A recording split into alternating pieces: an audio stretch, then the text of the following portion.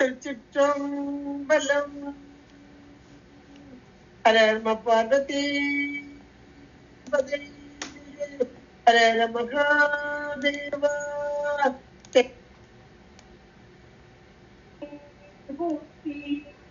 என்னவர்க்கும் இறைவா போற்றி.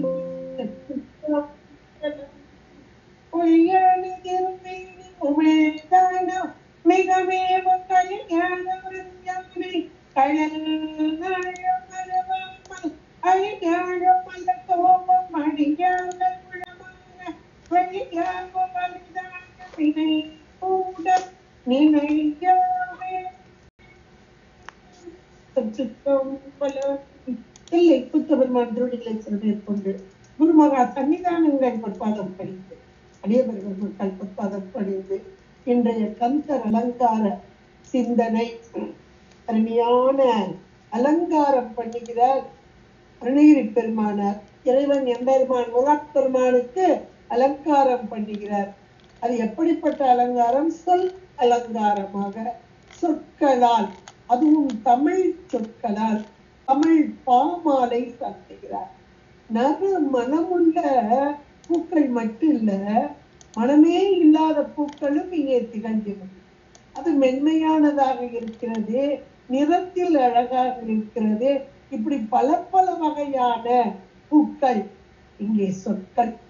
அது அழகாக பார்க்கும் போதே அந்த மலர் மாலை அணிந்த போது முருகப்பெருமான் ஏற்கனவே அழகு, குமரன் அவன் அழகன். இங்கே இந்த சொல் மாலை பாமாலை சாத்திய போது இன்னும் அழகாக தோற்றமளிக்க கூடியவனாக இருக்கிறார். எங்கே என்ற மாத்திரத்தில் யார் இவனை இந்த சொல் பாமாலையால் பாடி மகிழ்கிறார்களோ அவர்களுடைய உள்ளத்திலே அந்த அழகோடு கற்றிருக்கிறார். இதெல்லாம் வர்ற இப்படியே பட்டியல் போட்டு சொல்லிட்டு வராருங்க. அவர் சொல்றதான் இப்ப நான் சொல்றேன். அப்படியே அழகா பட்டியல் போடுறாரு. உண்மைக்கே சதுரப்பாடுப்பா. சிலர் பார்க்கும்போது சொல்லுவாங்க, அப்பா என்ன அறிவுப்பா, எதை தொட்டாலும் அப்படிதான் பேசுறாங்க அப்படிப்பா. இவர் அப்படியே அவருடைய பாடல் அப்படி கொட்டி கொட்டி கொட்டி கொட்டி கொடுத்திருக்கிறார். இது முதல் பாடல்லையே பார்த்தோம், விநாயக பெருமான் காப்பிச்சீவிலேயே நாட்டை நகரத்தை ஒரே ஒரு சொல்லில் அழகா போட்டார். அடுத்து முதல் பாடல் ஆரம்பிச்சார், அப்பாவுடைய பெருமையெல்லாம் சொல்லி அப்பேற்பட்ட கருணையே வடிவான அந்த கிருபாகரன், அந்த கருணை வடிவானவன் அவனுடைய குமாரன், குமாரன் இவனும் கிருபாகரனே அப்படின்னு. அதுவும் அந்த பாட்டுல 3 வகையாக நம்ம சைவ சித்தாந்தத்தில் படிக்கக்கூடிய 3 பொருள்களையும் அழகா ஒரு பாடல்ல கொண்டு வந்திருக்கார். பெற்றை தவம் சற்றும் இல்லாத எண்ணெய் என்ற மாத்திரத்தில் பசு பசு உண்மையை சொன்னார். சேற்றை பிரபஞ்சம் என்னும் சேற்றை கழிய பாசம், இது மாயை, இது செய்த கண்மம், இது ரெண்டும் சேர்றதுக்கு காரணம் ஆணவம். அப்படியே அழகா பாசத்தை கொண்டு வந்துட்டார். அடுத்து பதி, அந்த பதியை எவ்வளவு அழகா சொல்கிறார்.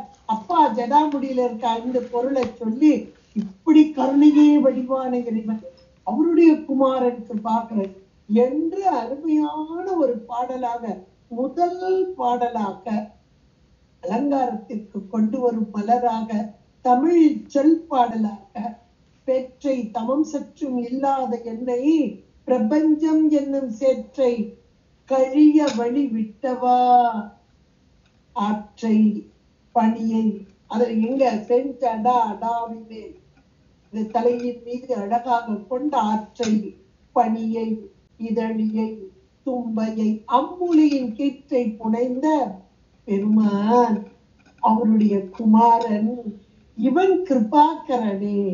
ஏன்னா அப்பா அப்படிப்பட்டவரு, அதனால மகனும் அப்படி. எவ்வளவு அழகான ஒரு பாடலை, எவ்வளவு அழகான தமிழ் சொல்லால் அமைத்து தந்த அருணகிரி பெருமானார். அடுத்து 2வது பாடல் வருது பாருங்க. இந்த 2வது பாடல்ல முதல் பாட்டுல அங்க விநாயகரை சொன்னாரு, விநாயகரை சொல்றது மாதிரி தம்பியை சொல்லிட்டாரு. இங்க அப்பாவை சொன்னார், அப்பாவை சொல்ற மாதிரி மகனை சொல்லிட்டாரு. எல்லா இடத்திலையும் முருகப்பெருமானையே கொண்டு வந்தார். பிரதானமான முருகப்பெருமான் சதா காலமும் இவருடைய உள்ளத்திலே ஒளியாக திகழ்ந்து கொண்டிருக்கும் அந்த முருகப்பெருமான். முருகப்பெருமானை தவிர வேறு ஒன்றையும் நினையாத எண்ணாத உள்ளம் கொண்ட அருணகிரி பெருமான். இப்படிப்பட்ட அருணகிரி பெருமான் தான் அனுபவித்த அந்த அனுபவத்தை, இது இன்ப அனுபவம், இது தேன் மாதிரி ஊறிக்கிட்டே இருக்குங்க. யாருக்கு நாம் அனுபவிப்போம்? இன்பத்தேன் உண்டவர்கள். அத கள்ளுண்ட மயக்கம் அப்படிப்பா. இது உலகத்துக்கள் கொஞ்ச நேரம். இல்ல ரொம்ப அழகா நமக்கு திருமந்திரத்துல அழகா சொல்லப்பட்டிருக்கு. உலகத்து தேன் ரொம்ப ரொம்ப கொஞ்ச நேரம். ஆனா இந்த தேனோ சதா காலமும் கழிப்பை தரும். அப்ப இதை உண்டவர்கள் தான் அனுபவித்தால் போதும் என்ற உணர்வோடு இருக்க மாட்டார். இவர்கள் ஞானிகள், மகா ஞானிகள். இந்த இன்பத்தை உலக மக்களும் பெற வேண்டும் என்று அந்த அனுபவத்தை சொல்லவே முடியாது. அது பேசாத அனுபூதி. ஆனாலும் இறைவனுடைய திருவருள் அந்த வாக்கு வன்மையால் இங்கே உயிர்களாகிய நமக்கு சொல்ல வருகிறார். அது உபதேசம். இந்த உபதேசம் எல்லாமே மந்திர உபதேசம் தான். அது அடிக்கடி நமக்கு திருமுறை ஒவ்வொரு பாடலுமே மந்திரம் என்பார்கள். ஒவ்வொரு பாடலும் மந்திரம். அதே போல இங்கே கர்த்தர் அலங்காரம் ஒவ்வொன்றுமே மந்திர சொல். பாடல் மட்டும் இல்ல, ஒவ்வொரு சொல்லும் மந்திர சொல். இது மந்திர உபதேசம். யாருக்கு? உயிர்களாகிய. அது சிலர்ல நமக்கு உபதேசம் அப்படின் போது தீட்சை அப்படின் போது தீட்சை கடுத்தலும் கொடுத்தலும் அப்படிலாம் மாத்திருக்கோம். அது கண்ணால் அப்படியே தீட்சை கொடுக்கிறது. இது நயனம் அப்படி இருக்கு. மனதால் அது மானசம். வாக்கால், அந்த வாக்கால் தீட்சை பெற்றவர் தான் இவர். உபதேசம் தீட்சை பெற்றவர். சும்மா இரு சொல் அற என்றதுமே அம்மாவருள் ஒன்றும் அறிந்திரேன். இப்ப இவர் பெற்ற இந்த அனுபவத்தை, இன்பத்தை நமக்கு கொடுப்பதற்காக இங்கே நமக்கு கொடுக்கிறார் உபதேசம். அந்த உபதேச வார்த்தைகள், சொல், தமிழ் சொல், அது எப்படி இருக்கிறது? இங்கே பாமாலையாக, அழகான மலராக. இப்ப இந்த உபதேசம் பெறுவதற்கு ஒரு நமக்கு தகுதி வேணும் இல்லையா? அவர் அனுபவிச்சார் எத? இன்பத்தை. முருகப்பெருமான் கொடுத்த அந்த பேர் ஆனந்தத்தில் திளைத்த அந்த ஆன்மா. இப்ப நாம அனுபவிக்கிறோம்னா நமக்கு என்ன தகுதி இருக்கிறது? இந்த உபதேசத்தை பெறுவதற்கு ஒரு தகுதி வேணும். எப்பவுமே ஒரு வகுப்பு படிக்கும் போது, இப்ப 8ஆம் கிளாஸ் நல்லா படிச்சுட்டோம்னா நம்ம தகுதி 9ஆம் கிளாஸ் போறது. இதே போல ஒவ்வொன்னா தகுதி. அது போல சரியை அது முற்று பெறும்போது கிரியை, இதெல்லாம் தானாவே வந்து விழுந்துடும். அப்புறம் கிரியை முற்று பெறும்போது யோகம். இந்த மூன்றும் சேர்ந்த தவம். தவத்தில் சிறந்தால் ஞானம். இது தானாவே அப்படியே வரும். இந்த ஞானமே வடிவான பரம்பொருளை அடைய வேண்டும் என்றால் ஞான நிலையை அடைய வேண்டும். அந்த ஞான நிலையை அடைவதற்குரிய உபதேசம் தான் இங்கே பாக்கள், பாமாலைகளாக, உபதேச பாமாலையாக, உபதேச சொல்லாக நமக்கு இங்கு அருணகிரி பெருமான் தருகிறார். அப்ப இந்த உபதேசத்தை பெறுவதற்குரிய அதிகாரி, அதிகாரம் யாருக்கு என்ற போது இந்த பாடல், அருமையான இந்த பாடல், யார் அதிகாரம் பெற்றவர்கள் என்பதை மிக அழகாக நமக்கு எடுத்து காட்டுகிறார் பாருங்கள். அதாவது இறைவன் மீது கொள்ளக்கூடிய ஒரு பக்தி. அந்த பக்திக்கு என்ன தகுதினா, என்னங்க பக்தி பண்றதுக்கு என்னத்தை போய் தகுதி பண்ணணும்? ஏதோ ஒரு கஷ்டம் இருந்துச்சு, போய் சாமிகிட்ட சொல்லலாம் தான் போனேன். போனோடனே அந்த அழகுல மயங்கினேன். என்னவோ இனம் புரியாத ஒரு அன்பு, அப்படியே இன்ப அன்பு ஊறிச்சு. அப்படியே உட்கார்ந்து பக்கத்துல இருக்கவங்களாம் ஏதோ பாடுனாங்க, நானும் உட்கார்ந்து பாடுறாங்களேன்னு சும்மா பாடுவோமேன்னா, புஸ்தகம் கூட என்ன கிடையாது, பக்கத்துல இருக்க புஸ்தகத்தை வாங்கி அப்படியே பாடுனேன். பாட பாட பாட பாட பாட என்னன்னு தெரியல, என் மனசுக்குள்ள ஏதோ ஒரு விஷயம் உள்ளுக்குள்ள அப்படியே உணர்த்துச்சு. இனம் புரியாதவர். இதுக்கெல்லாம் காரணம் தெரியாது, காரணமே தெரியாது. அப்படிப்பட்ட வார்த்தைகள் ஏன், எதுக்கு, என்ன உள்ளிருந்து நடத்துபவன் அவன் அல்லவா. அப்ப இந்த உபதேசம் என்பது இந்த சொற்கள், பாக்கள், இந்த பாக்களை பாடுவதற்கு ஒரு நமக்கு ஒரு அதிகாரம், நமக்கு ஒரு இது இந்த நிலையில இருந்தா உனக்கு பாக்கள் கிடைக்கும் அப்படின்னு சாமி போட்டார்தான். ஆனா ஏன் என்னன்னு எனக்கு தெரியாது. என்னுடைய பக்குவ நிலை எனக்கு எப்படி தெரியும்? உள்ளுக்குள்ள இருக்க முருகப்பெருமானுக்கு தானே தெரியும், இறைவனுக்கு தானே தெரியும். அப்ப எந்த நேரத்துல எங்க கூட்டணுமோ பாடணும்னு நினைச்சா அந்த சத்சங்கத்துல கொண்டு குடிப்பு. இதை போலத்தான் இங்கே இந்த அருளாளராகிய அருணகிரி பெருமான் அருமையான இந்த பாக்களை தந்தார். அதாவது இந்த உபதேசம் சொல்லும் போதே, நீ இதை படிக்கணும், இப்படி எல்லாம் வரணும், இந்த கிளாஸ்க்கு எல்லாம் வரணும், இல்லைன்னா உனக்கு வராது, படிக்க முடியலன்னா உனக்கு வரக்கூடாது, இப்படி சொல்றது. இதுதான் உனக்கு தகுதி, இந்த தகுதியில நீ வரக்கூடாது, இப்படி சொன்னாங்க. அதான் அருளாளர்கள் என்று சொல்லு. அருளாளர்கள் என்பது அன்பு வடிவு கொண்டவர்கள். அன்பே வடிவான இறைவனை, ஆண்டவனை அடைய வேண்டும் என்றால் இந்த தந்திருக்கேன், இது ரொம்ப எளிமையா இருக்கு, இதை படிப்போம். ஆனா அதை படிக்கும் போதுதான் அந்த நுணுக்கம் தெரியும், எப்படி படிக்கணும். இப்ப இவர் அதைத்தான் செஞ்சிருக்கார். தமிழ் கற்க வேண்டும் நாம் என்று நாம் நினைக்கிறோம். தமிழை கற்க வேண்டும் என்றால் தமிழ் இலக்கணம் தெரிய வேண்டும். இவர் என்ன சொல்றாரு? தமிழ் பாக்களால் பாமாலை கூடியிருக்கிறார். நல்ல இலக்கணம் தெரிஞ்சவர் இவர், மேலான நிலையில் உள்ளவர், இறைவன் மீது அழகடந்த பக்தியும் அன்பும் கொண்டவர். நமக்கு ஒண்ணுமே இல்லை, ஆனாலும் உபதேசமாக இந்த பாக்களையே பாடுங்கள் என்று கொடுக்கிறார். அப்ப அந்த பாக்களை பாடுவதற்கு என்ன தகுதி? நல்ல தமிழ் இலக்கணம் படிச்சிருக்கணும். இப்படி ரகரம் ரகரம் இப்படி பேசணும், வல்லினம் இப்படி சொல்லணும், இடையினம் இப்படி சொல்லணும், மெல்லினம் இப்படி சொல்லணும். இப்படி எல்லாம் சொன்னா பாட்டு பாடுற ஒருத்தர் வரமாட்டாங்க. போய் அந்த அம்மா திட்டிட்டே பார்த்தாங்க, இப்படி பாடணும் அப்படி பாடணும், எனக்குலாம் அப்படி வராது அப்படின்னு சொல்லிட்டு ஓடிடுவாங்க இல்லையா. இதையெல்லாம் நம்ம அருணகிரி பெருமான் நல்லா தெரிஞ்சு வச்சிருக்காரு, 15ஆம் நூற்றாண்டுல வாழ்ந்த பெயர். அதனால இப்படிதான் இது உனக்கு தகுதி, இப்படி பாடணும்னு சொல்லல. இலக்கண பிழை இல்லாமல் பாடணும், எழுத்து பிழை இல்லாம பாடணும், எழுத்தை உச்சரிக்கும் போது அழகா சொல்லணும், அப்படியெல்லாம் ஒண்ணும் சொல்ல. ஆனா என்ன செஞ்சிருக்காரு தெரியுமா? அந்த பாடல்ல லகரம் ரகரம், இந்த ராவ்லயே 2 இருக்கு, ஒண்ணு வல்லினமா இருக்கு, ஒண்ணு இடையினமா இருக்கு. கசட தப்பற வல்லினம், அந்த அத ஒரு அழுத்தமாக நாக்கு எங்க இருக்கணும், பல் வரிசையில எப்படி வரணும், இந்த அன்னம் எங்க இருக்கணும், இதெல்லாம் அந்த இலக்கணத்துல வருது. ஒன்னும் பயப்படாதீங்க, நான் அதெல்லாம் இலக்கணம் சொல்லல, அது வருதுன்னு மட்டும் தெரிஞ்சு வச்சுக்கோங்க. ஏன்னா இந்த பாட்டை படிக்க போறோம் இல்லையா, இந்த லகரம் எப்படி அப்படின்றத பார்க்க போறோம் இல்லையா. இந்த பாடல்ல வர்றத பாருங்க, 7 இடத்துல இந்த தமிழுக்கே சிறப்பான லகரம். நம்ம சொல்லும் போது பழத்துக்கு போடுறோம்ல, அந்த ழாவை போடு அப்படின்னு சொல்லிட்டு, இந்த எப்படி உச்சரிக்கணும், இப்படி எல்லாம் உச்சரிக்கணும் ஒரு சொல்லல, இந்த பாட்டுல போட்டுட்டாரு. அப்ப பாட்டை பாட பாட பாட இந்த தமிழ் அதனுடைய இலக்கணமும் அதை இப்படி பேச வேண்டும் என்ற அந்த மொழியோடைய உச்சரிப்பு இப்படி இருக்க வேண்டும் என்ற தகுதியையும் நாம் பெறலாம். தங்க மேலான உபதேசம்.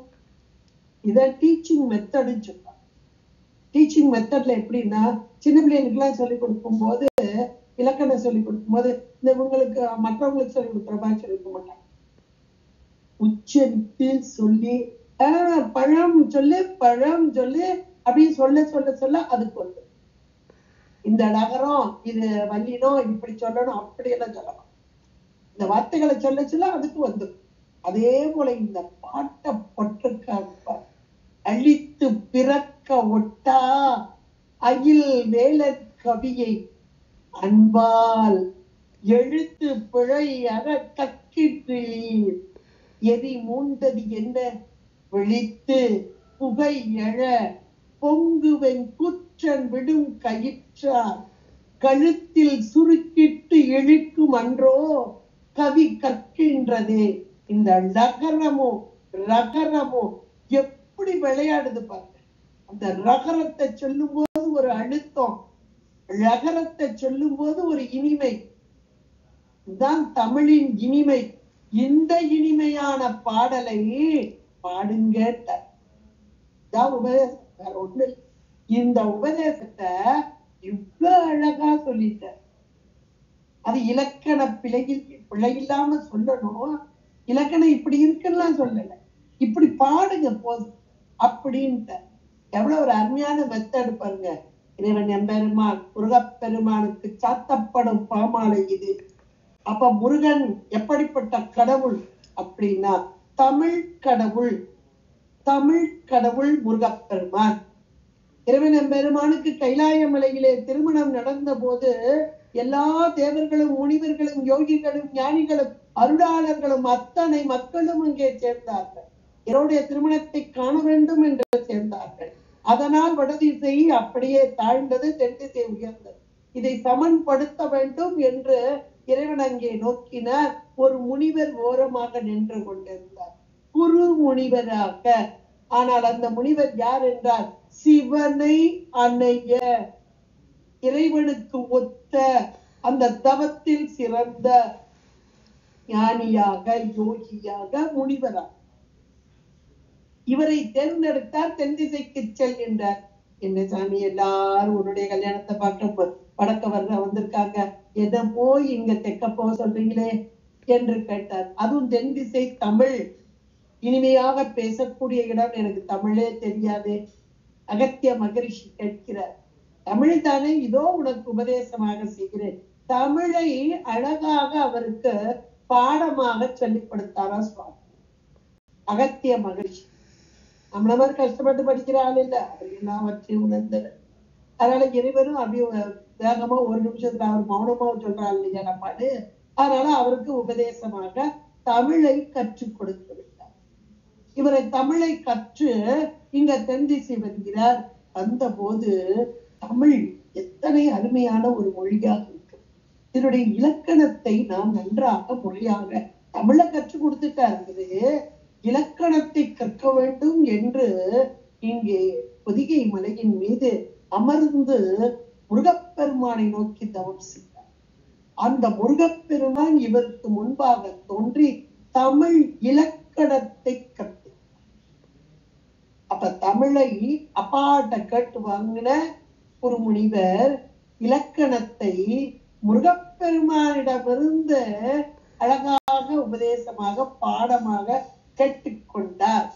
ஏன்னா இலக்கணம் என்பது என்ன அப்படின்னா, ஒரு யானையோடைய பலம் அதுக்கு தெரியாது. யானையோட பலம் தும்பிக்கையிலன்னு சொல்லுவாங்க ஒரு பக்கம், யானையுடைய பலம் தெரியாது.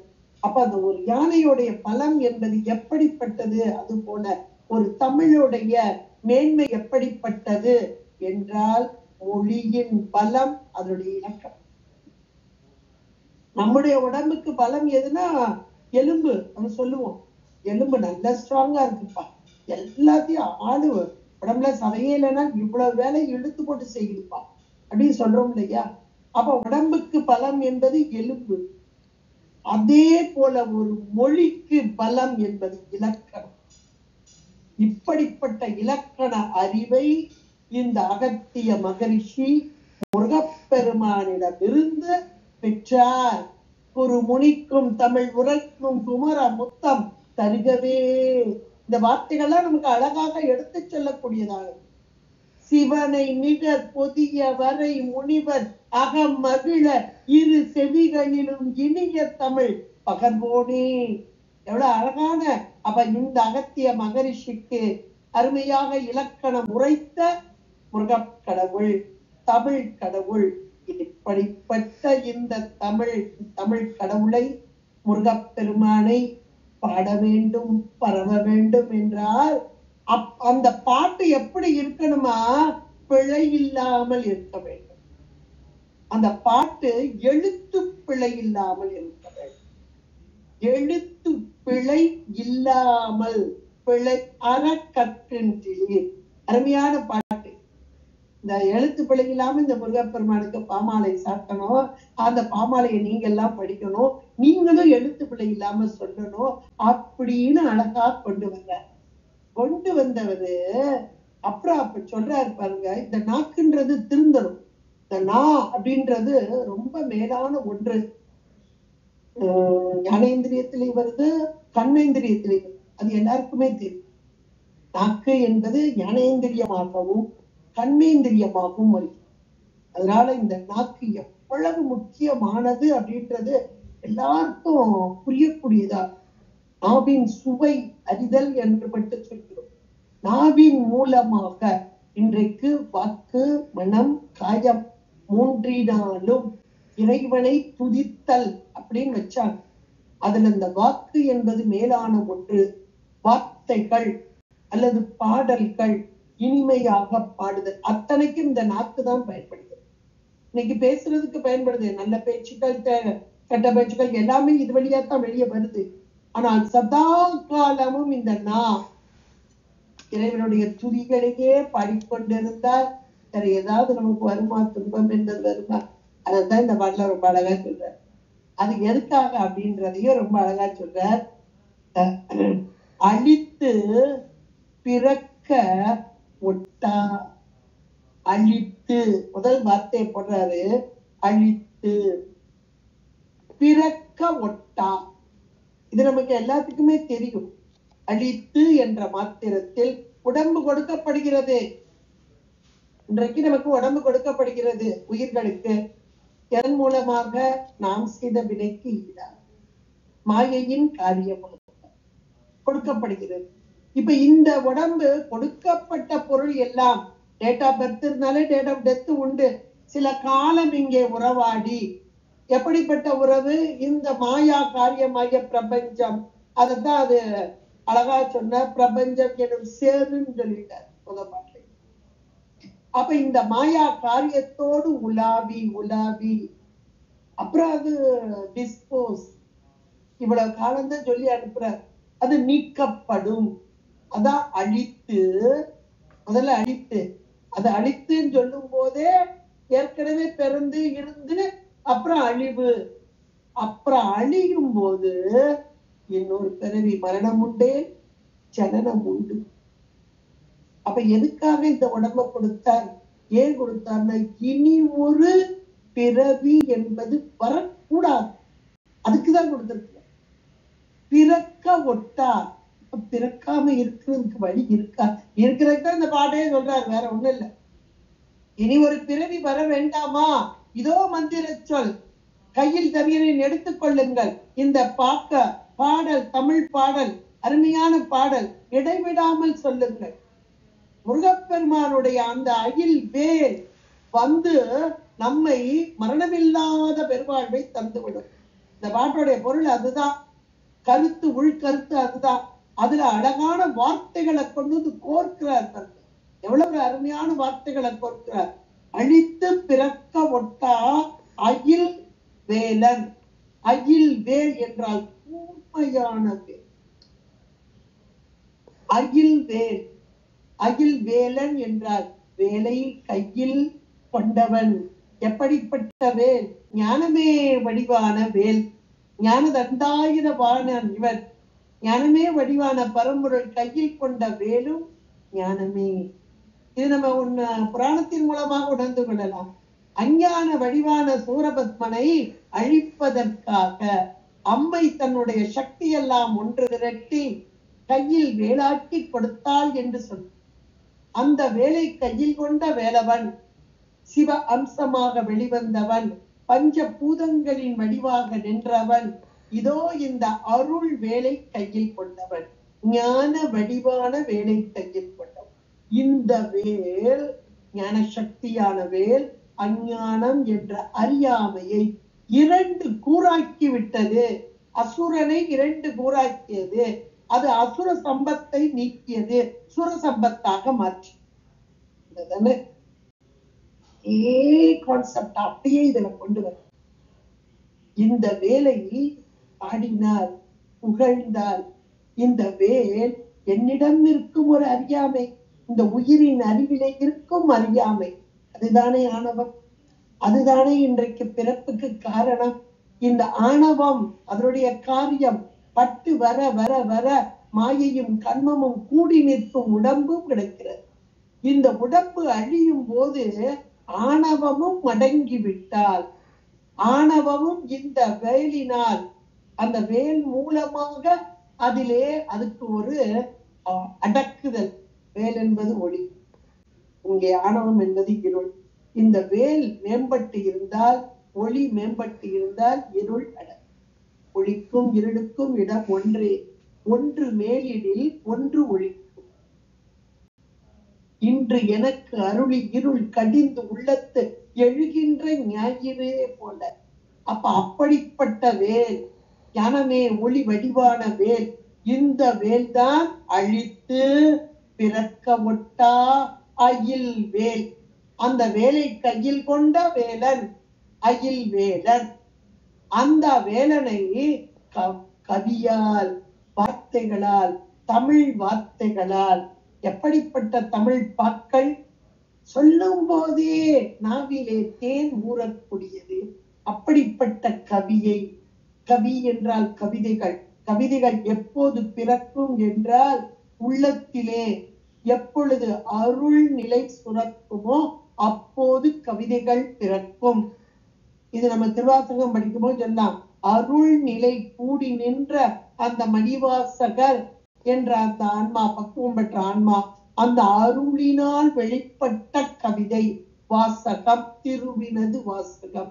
அவருக்கு மட்டும் இல்ல, நம்ம ஞானசம்பந்த பெருமான் எனது உரை தனது உரை என்றார். நாம் பேசல, அத்தனையும் இறை வாக்கு.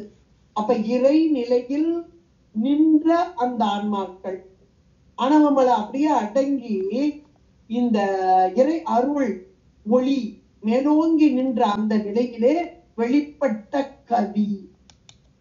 அவ்வளவு ஒரு அருமையான ஒன்று பாருங்க. இந்த இடத்துல கவி அப்படின்னு ஒரு வார்த்தையை போட்டார். கவிதைகள், அந்த சொற்கள், வாசகங்கள், அந்த திரு அருளினால் வெளிப்பட்ட அந்த வாசகங்கள் அத்தனையும் அப்படியே கொட்டி கொட்டி கொட்டி வெளியே வருது. இது திருவருள் மயமாக வெளிவருகிறது. அதனாலதான் இந்த பாடல்கள் எல்லாம் மந்திர சொல் என்று. திரு அருள் மயமான சொற்கள். இப்படிப்பட்ட அந்த கவி, அந்த அயில் வேலன் கவியை பாடணுமா? எப்படி பாடணுமா? எழுத்து பிழை அற கற்கின்றி. நல்ல ஒரு வார்த்தை, எழுத்து பிழை அற. அப்பதே பார்த்தோம் பிழை. நகரம் எப்படி விளையாடுது பாருங்க. இதை சொல்லும் போதே ஒரு அருமையாக இருக்கும். அதாவது அருணகிரி பெருமான் நல்ல ஒரு ஆசிரியர் என்னைய கேட்டா. இன்னும் சொல்ல போனா நல்ல கட்டிக்கார ஆசிரியர் சொல்லுவாங்க இல்லையா? இப்படி படி அப்படின்னு சொல்றதை விட, இப்படி படிச்சா உனக்கு நல்லா வருவே அப்படின்னு சொன்னா ரொம்ப பேருக்கு பிடிக்கும். நம்மள திட்டா பிடிக்காது நிறைய பேர். அவங்க ஓயாம திட்டே இருப்பாங்க, அங்கெல்லாம் போக முடியாது அப்படின்னு. இப்படி படிச்சு பாரு ரொம்ப நல்லா இருக்குமே அப்படின்னா ரொம்ப பேருக்கு பிடிக்கும். சாதாரண நம்ம பேச்சு வழக்கிலே கூட தெரியும். காலையில எந்திரிச்சுட்டு நல்லா குளிச்சுட்டு சாப்பிட்டுட்டு அப்புறம் அப்படியே எங்க வீட்டுக்கு வா அப்படின்னு சொல்லுவோம். அது நம்ம வாரியார் சுவாமிகள் மாதிரி பெரியவங்க எல்லாம் சொல்லுவாங்க, நீராடி நீராடி வா அப்படிப்போம். இது எவ்வளவு ஒரு வார்த்தை பாருங்க. நீராடி நீராடி, அந்த ரகரம் எப்படி விளையாடுது பாருங்க.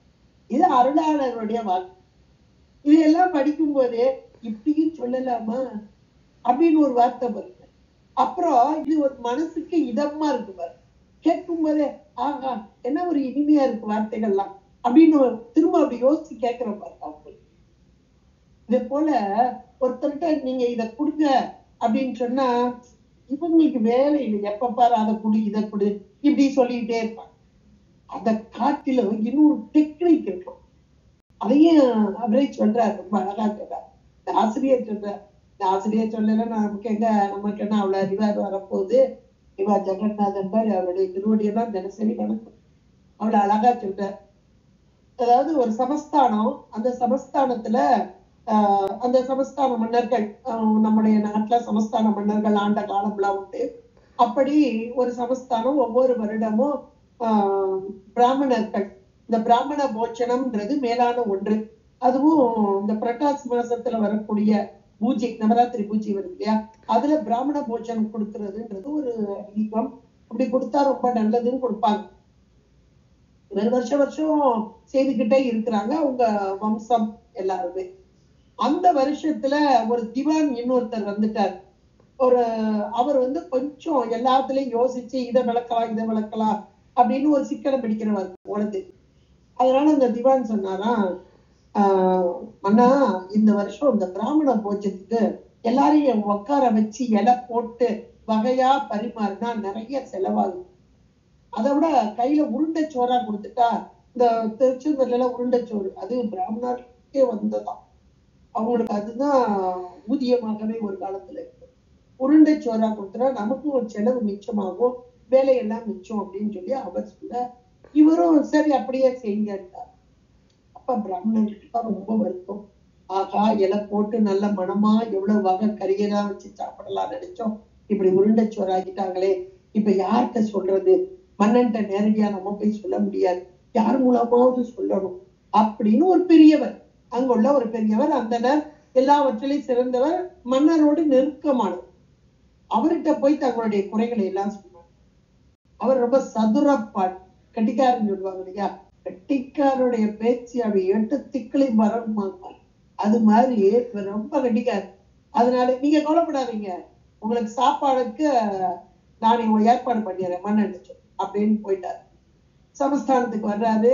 மன்னனை எப்பவுமே மன்னன்ட்ட வந்தா மன்னனுடைய கீர்த்திகள் பெருமைகளை எல்லாம் புகழ்ந்து பேசுதல் அப்படின்றது இந்த கட்டிக்காரர்களுடைய சமாத்தியம், அது நாக்கு சாதுரியம் அப்படிம்பாங்க. அது மாதிரி அழகா எடுத்து பேசுறார். உங்களை மாதிரி இருக்க முடியுமா?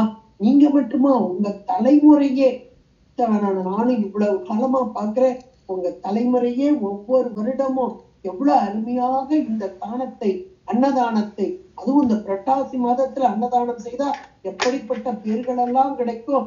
உங்களுடைய காலத்தில் உங்களுடைய முன்னோர்கள் செய்த புண்ணியத்தினால் நீங்களும் செய்து கொண்டிருக்கிறீங்க. போன வருடம் 2000 பேர் அந்தணர்கள் சாப்பிட்டு வயிறார சாப்பிட்டு உங்களை எல்லாம் வாழ்த்திட்டு போனாங்க. இந்த வருடம் 5000 பேர் கூடியிருக்கிறாங்க. 5000 பேருக்கு வகை வகையா நீங்க உணவு பரிமாற போறீங்க. இது எவ்வளவு பெரிய பாக்கியம், உங்க வம்சமே தழைச்சிரும் அப்படி இப்படின்ட்டு. இப்ப இந்த மன்னர் உருண்டைச்சோரா கொடுப்பாரு, யோசிச்சு பாருங்க. இவர் பேசுற பேச்ச வச்சு ஆஹா சரி வகையான சாப்பாடை போடுங்க. அப்ப பேச்சு சாதுரியம் பாருங்க எப்படி எல்லாம் மாற்றுது. அதான் சதுரப்பாடுங்கிறது.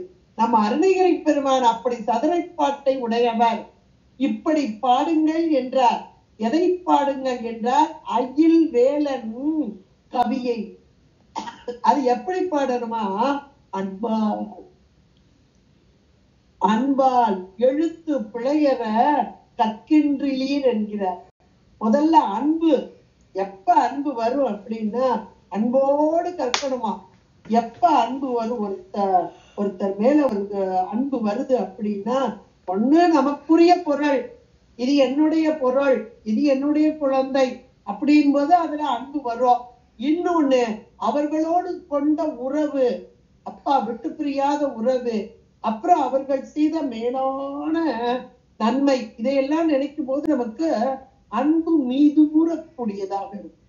இங்கே முருகப்பெருமான் செய்த நன்மைகள் எத்தனை எத்தனை எத்தனை, இதையெல்லாம் நாம் உணர்ந்து உணர்ந்து உணர்ந்து அந்த பெருமானை மனதிற்குள் கொண்டு வந்து அன்பினால், நம்ம ஞானசம்பந்த பெருமான் ரொம்ப அழகா சொல்வார், காதலாகி கசிந்து. அந்த கசிவு எப்ப வரும்னா இறைவன் மீது அன்பு ஊற ஊற ஊற ஊற அந்த கசிவு. அவன் நமக்கு செய்த மிகப்பெரிய உபகாரம். அதுல மிகப்பெரிய உபகாரம்ல நாங்க ஏட்டையும் கொடுக்கல அப்படியெல்லாம் கிடையாது. இந்த கொடுத்திருக்கான் பாருங்க, உடம்பு, உடம்பு கொடுத்திருக்கான் பாரு. இந்த உடம்பு நாம போயா வாங்கணும், இறைவனால் கொடுக்கப்பட்டது. இன்றைக்கு இந்த உடம்பு மூலமாக நம்மை நடத்தி கொண்டிருக்கும் இறைவன். இதை நினைந்தாலே நமக்கு உள்ளத்துக்குள்ள கசிவு வரும். அதையெல்லாம் தான் அதை அழித்து பிறக்க விட்டார். ஒரு முறை இங்கே தோணி எத்தனையோ பிறவியில 84 லட்சம் பிறவி கிடைச்சு உடம்பு வந்திருக்கு, மீண்டும் ஒரு பிறவி வராமல் என்னை காக்கும் இந்த அயில் வேல், ஞானமே வடிவான அந்த வேல். இதை மனதிற்குள் கொண்டாலே கவி உள்ளுக்குள்ள இருந்து வார்த்தைகள் பிரவாகமாக பெருகும். அந்த வார்த்தைகளும் அன்போடு கூடியதாக, அந்த அன்பு கலக்கும் போதுதாங்க இந்த கவிதைக்கே அழகு போகும். இன்னும் சொல்ல போனா அனுபவம் அனுபவம் வந்தாதானே உங்களுக்கு அன்பு பெருகும். நான் உள்ளுக்குள்ள உட்கார்ந்து பாடுறேன் அப்படின்னா, நம்ம சாதாரண திருமுறைகளை பாடுறோம் அப்படின்னாலே அந்த பாடல் இறை உணர்வு, அதை இறைவன் நமக்கு செய்த அந்த நன்மைகள், இதையெல்லாம் நினைக்கும் போது உள்ளத்துக்குள்ள எவ்வளவு ஒரு ஊற்று எடுக்கும் பாருங்க அந்த அன்பு. இது நம்ம அருளாளர்களுடைய வாழ்க்கையில் வைத்து பார்த்தா நமக்கு புரியும். சாதாரணமா வச்சா புரியாது. அன்பு கலந்து பாடுறது அப்படின்னு நம்ம பாட்டு சொல்லிட்டே போயிடலாம். அதை அருளாளர்களுடைய வாழ்க்கையில வச்சு பார்க்கணும். அத ராமலிங்க சுவாமிகள் ரொம்ப அழகா மணிவாசக பெருந்தகையார் தந்த திருவாசகத்தை நம்மளும் பாடுறோம். நமக்கு கண்ணுல தண்ணியா கொட்டுது, இல்ல உள்ளந்தான் கசியுதா, ஒரு சிலர் கசியலாம், எங்களுக்கெல்லாம் கசிய மாட்டேது, கல்லாத்தான் கிடக்கு. ஆனா அவர் அனுபவிச்சார். எப்படி அனுபவிச்சார்? அந்த அனுபவத்தை பாட்டாக்கி தந்தார் பாருங்க. வாண்டலந்த மாணிக்க வாசக நின் வாசகத்தை நான் கலந்து பாடும் கால் நற்கருப்பம் சாற்றினிலே தேன் கலந்து பால் கலந்து செல்லும் கனி தேன் சுவை கலந்து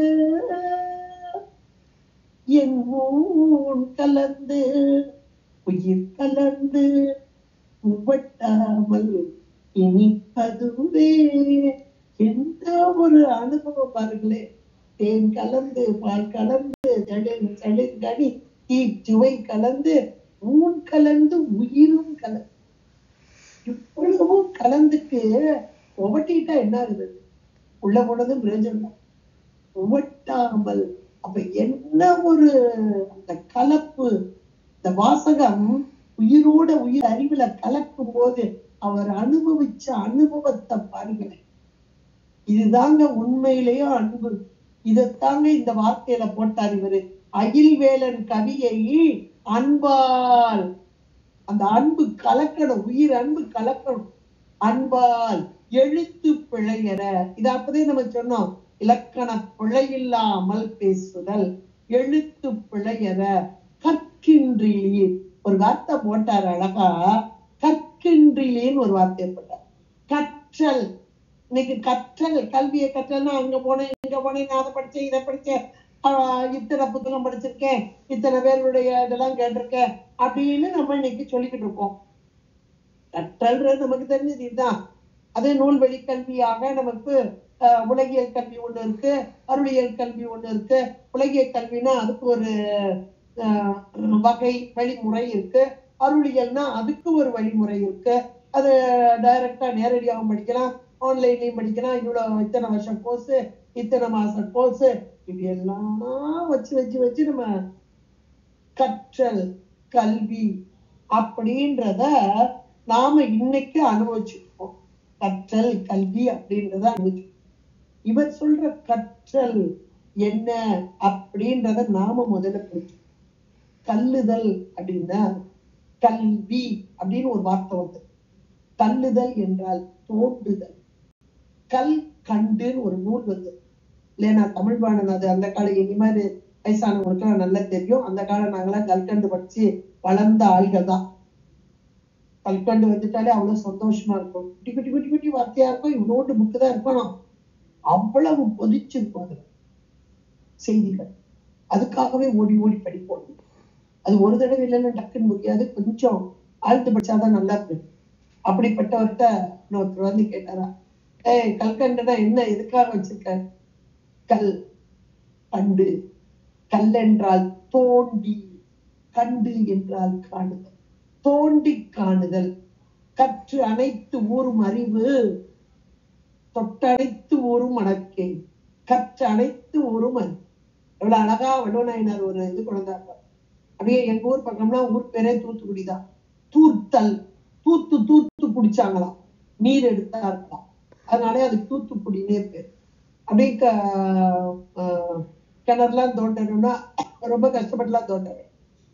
ஒரு 5-6 உரம் இறக்கிட்டாலே தண்ணி கடகடன்னு வந்துடும். இதை போல உயிர்கள் அறிவை தோண்ட தோண்ட தோண்ட கல்லுதல் அங்கே உள்ள ஏற்கனவே நம்ம சைவ சித்தாந்தம் அதான் சொல்லுது, இல்லாதது வராது, உள்ளதே சிறக்கும். இது சத்காரியவாதம். அவ உள்ளத்திற்குள் இருக்கும் ஒரு பொருள் சிறந்து வழிபட வேண்டும் என்றால் தோண்டுதல். கடவுள் என்ற வார்த்தைக்கு அதாங்க பொருள். உள்ளுக்குள்ளே சிறந்திருக்கும் ஒரு பொருள். என்ன பொருள்? அதுதான் சிவம். அந்த பொருளை காண வேண்டுமா? தோண்டுங்க. தோண்டி தோண்டி தோண்டி கடைந்து கடைந்து கடைந்து பார்க்கடலை கடைஞ்சாங்கன்ற இல்லையா? எங்கேயோ பார்க்கடல் இருக்கு, யாரோ தேவர்கள் யாரோ அசுரர்களா இல்ல, நம்மகிட்டதான் இருக்கு.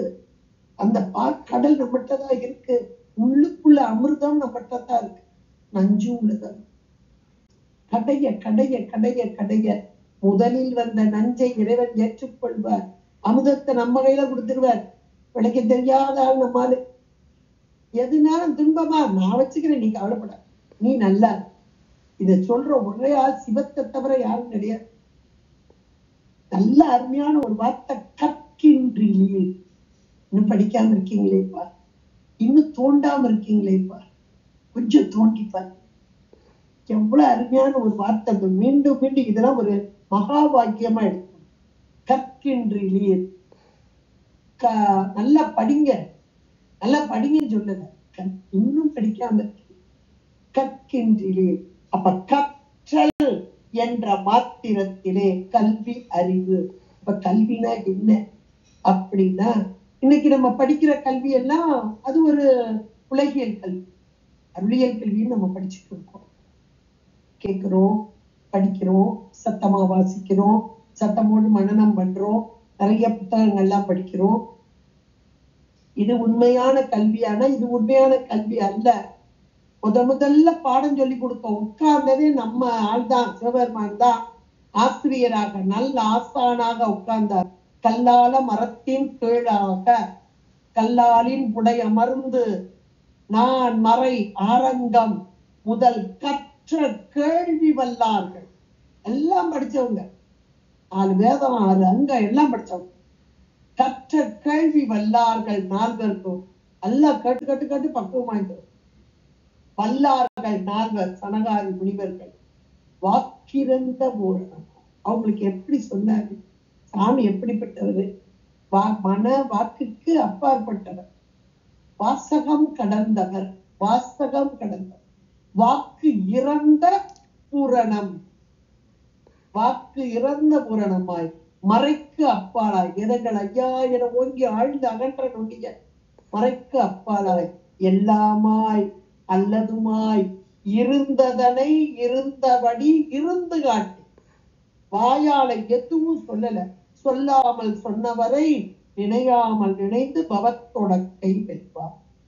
எவ்வளவு ஒரு அருமையா! கேட்டவங்க எல்லாம் தெரிந்தவர்கள், ஆனாலும் மனதிற்குள்ளே ஒரு நெருடல் இருந்தது, ஒரு சந்தேகம் விழுந்தது.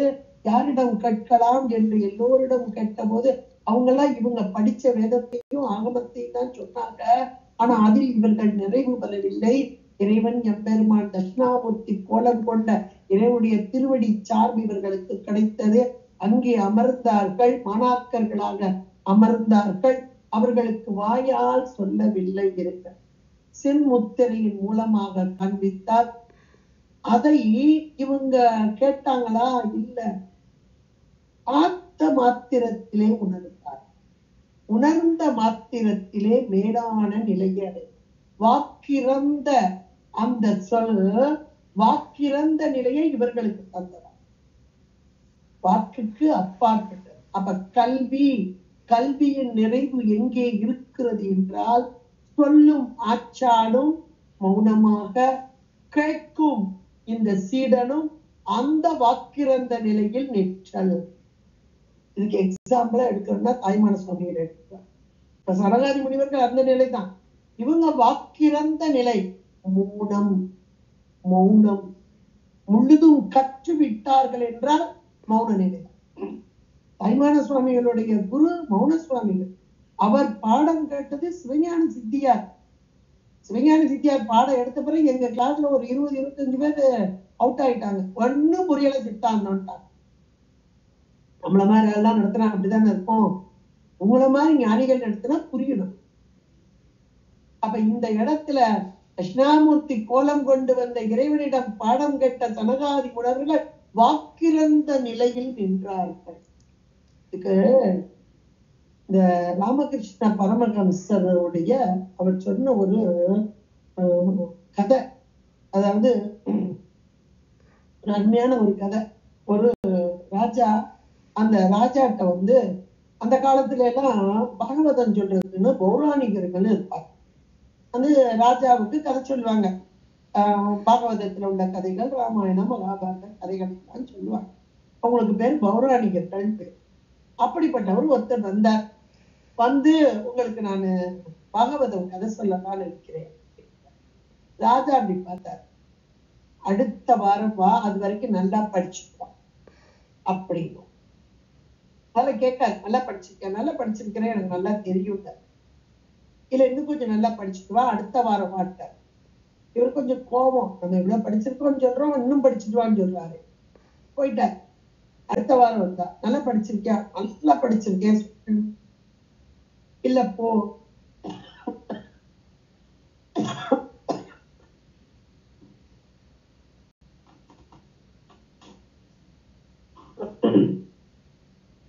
சிக்கம்பலம்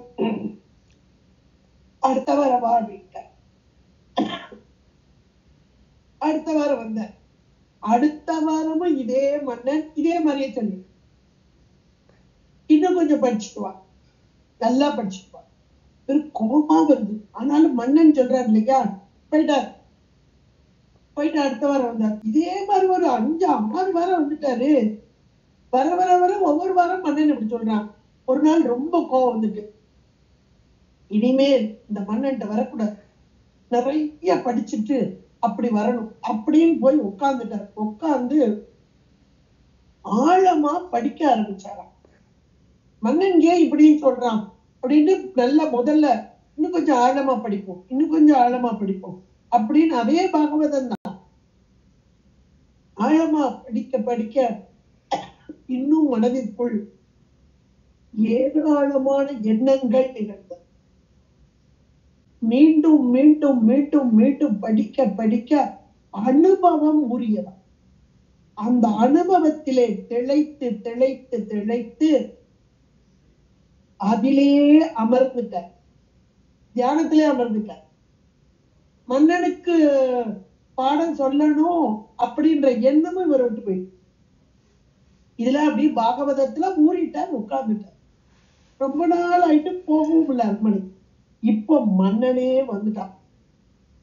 வந்து ரொம்ப நாள காணமே, அவரை போய் பார்ப்போமேன்ட்டு அங்க இருக்க அமைச்சர்கிட்ட கேட்டு, அங்க அவர் உட்கார்ந்து இருக்கிறார், தவத்துல உட்கார்ந்து இருக்காரு, ரொம்ப மோன நிலையில இருக்காரு, யார்கிட்டையும் பேச மாட்டார் அப்படின்னு எல்லாரும் சொல்றாங்க.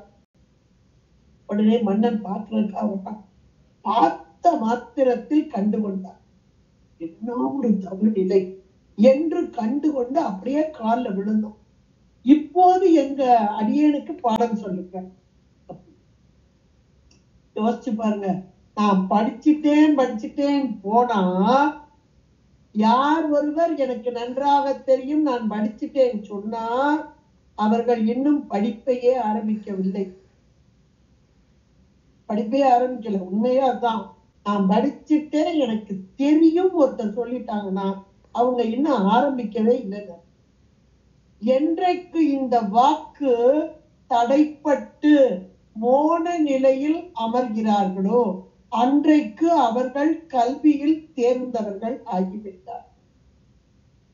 இதைத்தான் இந்த பாடல், இந்த வார்த்தை கற்கின்றீ, இன்னும் நீங்க கற்க ஆரம்பிக்கலையே. அப்ப இன்னும் அனுபவம் உங்களுக்கு வரும். அப்ப கற்றல் என்பது உள்ளத்திற்குள் இருக்கும் பொருளோடு ஒன்றித்தல். இதுதான் பொருள். அயில் வேலன் கவியை அன்பால், அயில் வேல் என்றால் கூர்மையான, ஞானமே வடிவான அந்த வேல், அந்த வேலை பற்றியதான அந்த கவிதைகள், அது அன்பினால் ஊறக்கூடிய கவிதைகள், அது எழுத்து பிழையில்லாமல் வரக்கூடிய கவிதைகள். அந்த எழுத்து பிழையில்லாத நிலையிலே நாம் இன்னும் கற்கவில்லை, கற்கின்றேன். இன்னும் ஸ்டார்டிங்கே ஆகல. இது ஒரு பெரிய மகா வாக்கியம். உண்மைக்கு அதான நமக்கு அனுபவம் வந்திருக்கா?